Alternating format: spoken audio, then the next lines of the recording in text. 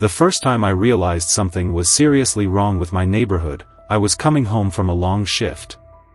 The air was still, the sky painted in streaks of orange and purple, and all I wanted was a hot shower and sleep. But something caught my eye: bright orange violation tags slapped onto multiple houses. Front doors, mailboxes, even fences. It was like the whole street had been marked for extermination. I slowed my car and scanned the scene. Mrs. Thompson, an elderly widow who always left out a bowl of water for stray animals, stood on her porch clutching a paper in her wrinkled hands, her mouth slightly open in confusion. A few doors down, Mr. Coleman, the retired mechanic who spent his afternoons restoring vintage cars, was arguing with a man in a black polo shirt, the words, "Neighborhood Patrol," stitched across his chest.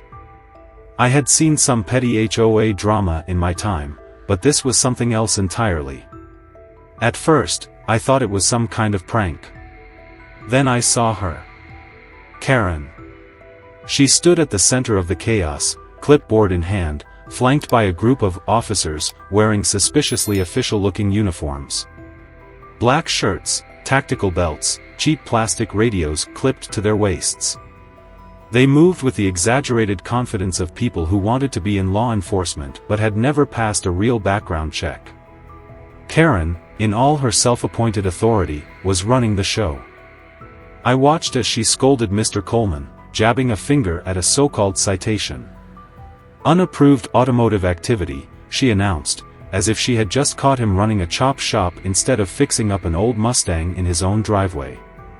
Then there was Mrs. Thompson, shaking as she read her infraction.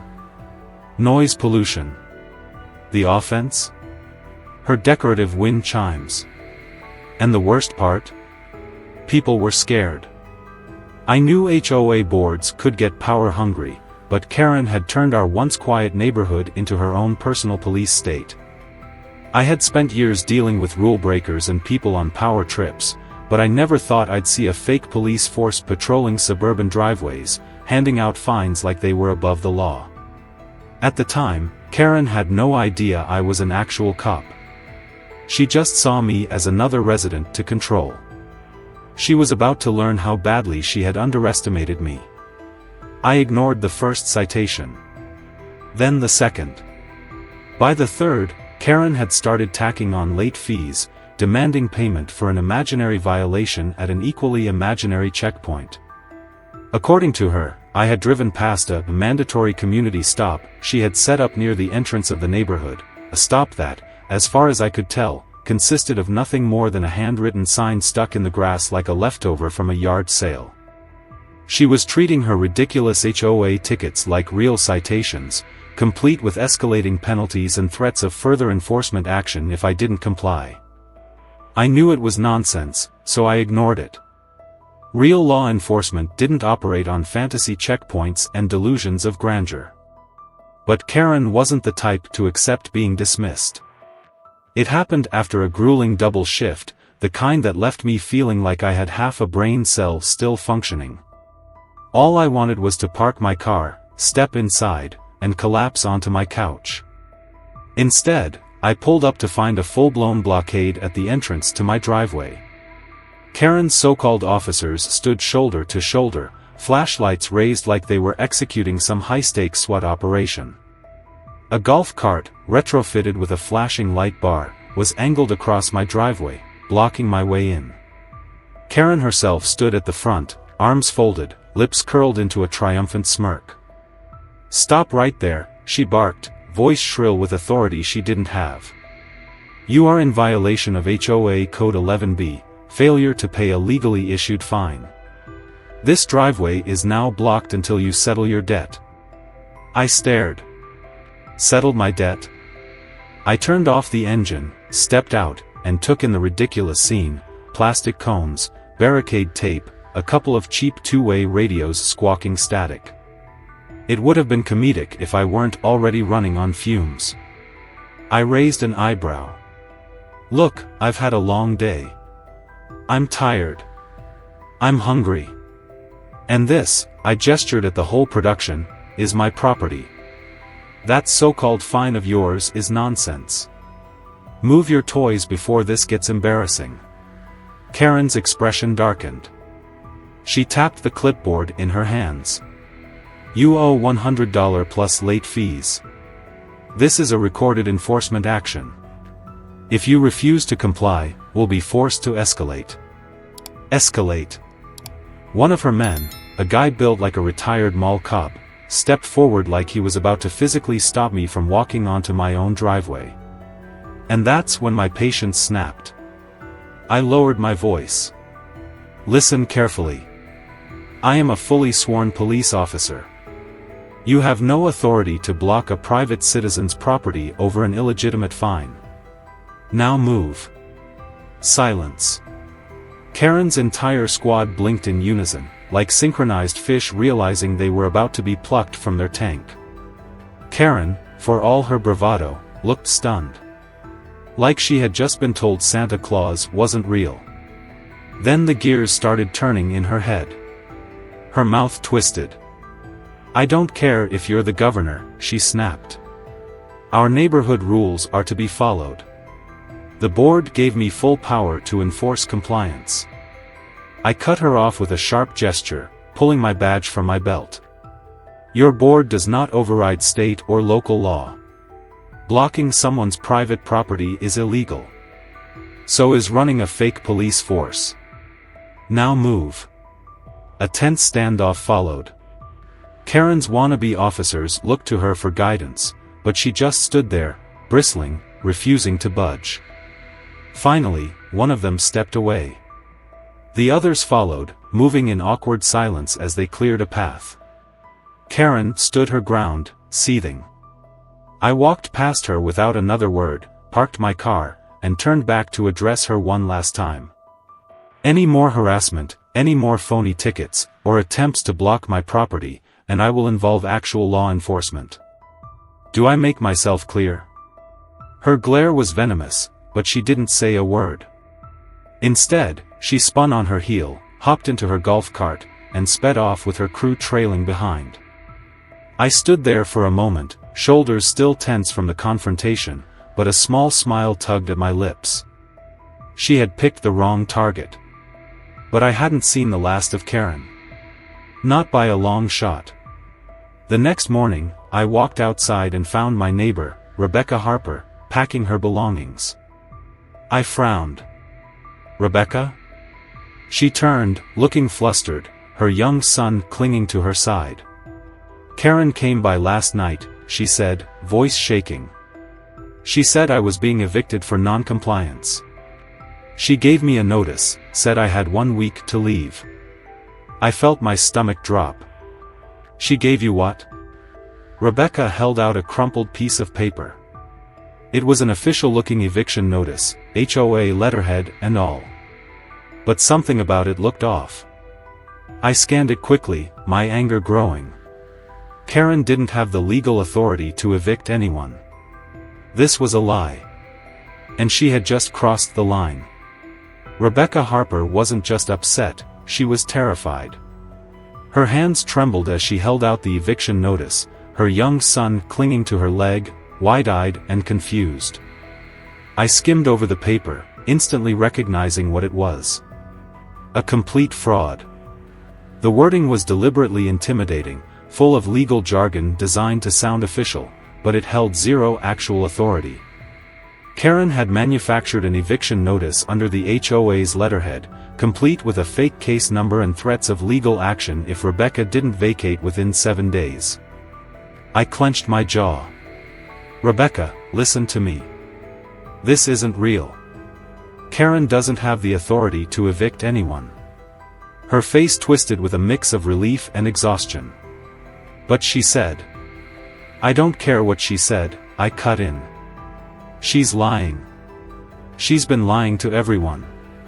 This isn't just harassment anymore, it's fraud." Rebecca let out a shaky breath and ran a hand over her son's head. "I was going to start packing, just in case. I can't afford to fight her if she really tries to kick us out." "She can't kick you out," I assured her. "And she's going to regret even trying." I took the notice from her and snapped a picture before heading back inside to file a formal report. At this point, Karen wasn't just power tripping, she was actively committing crimes. If she thought she could intimidate an innocent single mother into leaving her home, she had another thing coming. But as I would soon learn, Karen wasn't done yet. That night, my sleep was cut short by the sound of my phone buzzing on my nightstand. A text from Mr. Coleman lit up my screen. "Your patrol car. You need to see this." A sinking feeling settled in my gut as I threw on a sweatshirt and stepped outside. What I saw made my blood boil.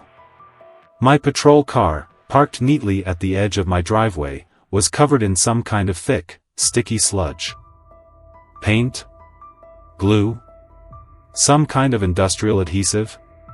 It was impossible to tell.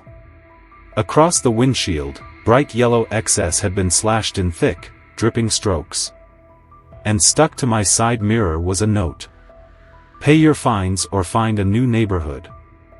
I exhaled sharply, nostrils flaring, my fists clenching at my sides. This wasn't just some prank. This was a direct attack. And the worst part? I wasn't the only one. I turned and scanned the street. Other houses had been hit too. Mr. Coleman's garage had been vandalized, his beloved vintage car tagged with spray paint that read, "Junkyard Trash." Mrs. Thompson's once cheerful porch was defaced with crude black streaks, her beloved wind chimes shattered. But the one that hit hardest? Rebecca's front door. Someone had taken a hammer and nails and driven them into the wood, creating a jagged, crooked grid, as if trying to seal it shut. I could hear my pulse pounding in my ears. Karen had escalated. This wasn't just about her delusions of power anymore, this was malicious, targeted destruction. Neighbors started coming outside one by one, drawn by the early morning commotion. Gasps of shock and murmurs of anger rippled through the street as they took in the damage. Mr. Coleman strode up to me, jaw tight, eyes dark with rage. "Saw a truck last night. Around 2 in the morning. Didn't think much of it at the time, just figured it was some late-night work crew. But now?" He pointed at the mess. "Now I realize I should have called you." "This isn't your fault," I assured him, already snapping pictures of the damage. "This was organized." Rebecca stepped onto her porch, hands over her mouth as she took in the nails hammered into her door. Her little boy clutched at the hem of her shirt, looking up at her, confused. I turned to the small but growing crowd. "We're not dealing with petty fines anymore. This is vandalism. Harassment. Trespassing. Karen's crossed the line. And I intend to make sure she pays for it." A murmur of agreement swept through the group. The fear that had been gripping my neighbors for weeks was shifting. No longer just helpless frustration. Now, it was anger. A few of them stepped forward, eager to share what they'd seen. A couple who lived at the end of the block had spotted Karen's so-called officers skulking through backyards late at night. A single mom found a bizarre eviction notice taped to her garage, identical to the one Rebecca had received. An elderly retiree discovered hateful flyers slipped under her windshield wipers, calling her lazy for not keeping her front yard to Karen's standards. Neighbors had put up with Karen's nonsense for months. But this? This was an entirely new level of evil. By mid-afternoon, the quiet outrage had boiled over into action. A few neighbors drafted a petition to have Karen removed from any HOA leadership position she might still hold. Others demanded that I, as a police officer, do something more direct. They didn't need to ask twice. I was already building my case. That evening, I sat in my home office, going through the evidence, photos, witness statements, every ridiculous violation she had ever issued. The deeper I dug, the clearer it became that Karen had been forging documents, making up fines, and weaponizing her fake authority to bully innocent people. And as I pieced it all together, I realized one thing. Karen wasn't just power-hungry. She was desperate. She knew she was losing control of the neighborhood. And now, backed into a corner, she was lashing out. I had spent years on the force dealing with criminals, liars, and power-hungry opportunists. And I knew one universal truth. People like Karen, they didn't go down quietly. They doubled down. And I had a feeling her biggest stunt was still ahead of us. The next morning, the tension in the neighborhood was palpable. The once quiet suburban streets were now filled with whispers and wary glances. People weren't just scared anymore, they were angry. Karen had spent months ruling over them like some self-appointed dictator, but after the vandalism attack, the fear was starting to crack. And anger was taking its place. That night, Mr. Coleman offered his house for a private meeting. No HOA, no Karen, just the real neighbors, the ones she had terrorized. I arrived early, and by the time the meeting started, his living room was packed. People stood shoulder to shoulder, some whispering amongst themselves, others staring at the floor, fists clenched in quiet frustration. They weren't just here to vent. They were ready to fight back. Mrs. Thompson, the sweet elderly woman who had been targeted over her wind chimes, was the first to speak. I don't feel safe leaving my house anymore, she admitted, voice shaking. What if she comes back while I'm gone? What if she does something worse? Ms. Caldwell, a local schoolteacher, spoke next, her face red with anger. She put up signs in my yard calling me a brainwasher of children. I teach second grade. What kind of person does that? A father of two, Daniel Parker, stood up, his hands curled into fists. His kids had already suffered from Karen's harassment, but now his face was twisted with something deeper, pure rage. Karen called Child Protective Services on me, he said, voice low and shaking with barely restrained fury. She told them I was neglecting my kids. The entire room fell silent. She told them, he continued, jaw tightening, that I let my kids run around unsupervised. That I was encouraging vandalism because I let them draw on the sidewalk with chalk. I felt my chest tighten. This was beyond harassment. This was an attack. CPS showing up at someone's house was no joke. Even if they found nothing wrong, the stigma of being investigated could do permanent damage. Parents could lose their jobs. Custody disputes could be influenced. A false report could ruin lives. And let me guess, I said, already knowing the answer, they showed up at your door, ready to investigate. Daniel gave a stiff nod. Yeah. They came, looked around, and realized it was nonsense. But that doesn't change the fact that, for a few hours, I thought I might lose my kids. The murmurs in the room grew heated. The vandalism had been bad enough, but this? This was a line crossed. Karen wasn't just playing enforcer anymore. She was weaponizing the system to ruin people's lives. I stood up, scanning the faces in the room. Listen to me, I said, making sure my voice carried. Karen has officially crossed into criminal behavior. We already know she's responsible for the vandalism, the harassment, and now this? A false CPS report? That's abuse of authority, and it's legally considered false reporting. Rebecca Harper, still shaken from her fake eviction notice, spoke up. So what do we do? A few people murmured about a petition, but that wasn't enough. This wasn't about removing Karen from the HOA. This was about stopping her before she did something even worse. I took a deep breath. We build the case. I had already started collecting evidence, photos, reports, the fake citations, the vandalism, security footage of Karen personally defacing property. Now, with Daniel's testimony about CPS. That was a whole new charge. It was time to take this to my department. The night ended with a shared resolve. The neighborhood, once divided and afraid, was now united in purpose. But Karen, as I had predicted, wasn't done yet. The next afternoon, I spotted her. Karen, riding her stupid golf cart, trailed by two of her wannabe officers, handing out pamphlets. She stopped at houses, pressing papers into people's hands, smiling like she wasn't the most hated person in the entire neighborhood. I grabbed one from a mailbox as I passed. My blood boiled as I read the words. New HOA compliance rules, only residents who follow standards may remain. She was doubling down. She was trying to convince people they could be evicted if they didn't obey her insane rules.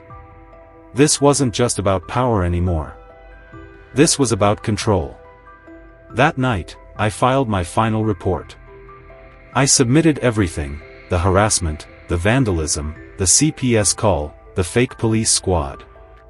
My captain didn't even hesitate. He reviewed the evidence, shook his head, and gave the order.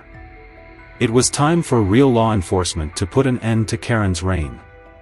And as much as I wanted to believe she would see the writing on the wall and back down, I knew better. Karen was going to go out kicking and screaming. And I would make damn sure she went out in handcuffs. Late on a Friday night, just when the neighborhood had started to believe Karen might finally be backing down, my phone buzzed with a series of frantic texts. They're stopping cars again. There's a full roadblock at the entrance. They tried to take my license plate info and threatened me with fines if I didn't show proper papers. I had been expecting Karen to try something, but this? A full-blown checkpoint? She had completely lost it. I immediately called my captain, who had already been reviewing my reports. His response was simple. We're going in.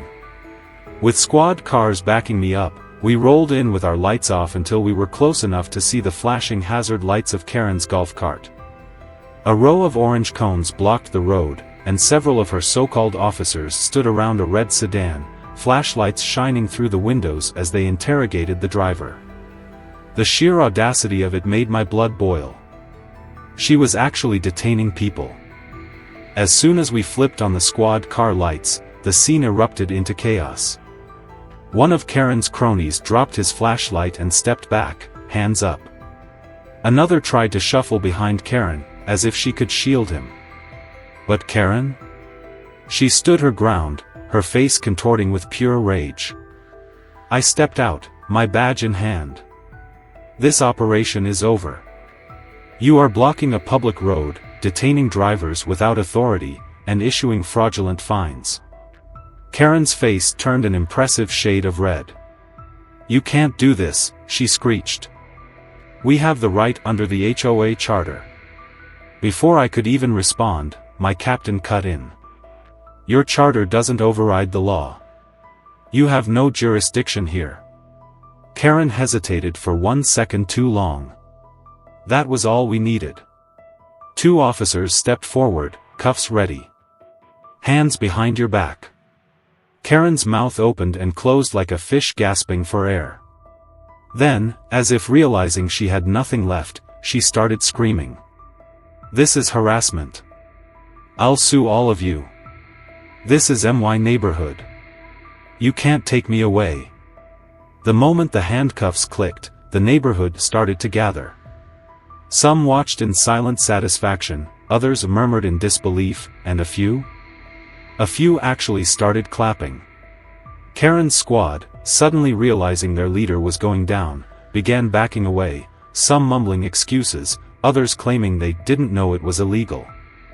But it was too late. They had been caught red-handed. As Karen was hauled into the back of the squad car, she twisted her head around to snarl at me one last time. You think you've won? I'll sue. I'll take this to the Supreme Court. You haven't seen the last of me. I sighed, shaking my head. Good luck with that. The squad cars pulled away, taking Karen and her so-called officers with them. A wave of relief washed over the neighborhood. People began talking, sharing stories of what they had endured under her reign. Some neighbors even started tearing down the ridiculous HOA notices she had posted all over the place. For the first time in months, my neighborhood felt like home again. Karen had spent so long pretending to be the law that she had forgotten one crucial fact: real justice always wins in the end. And now, she was finally facing the consequences. What about you?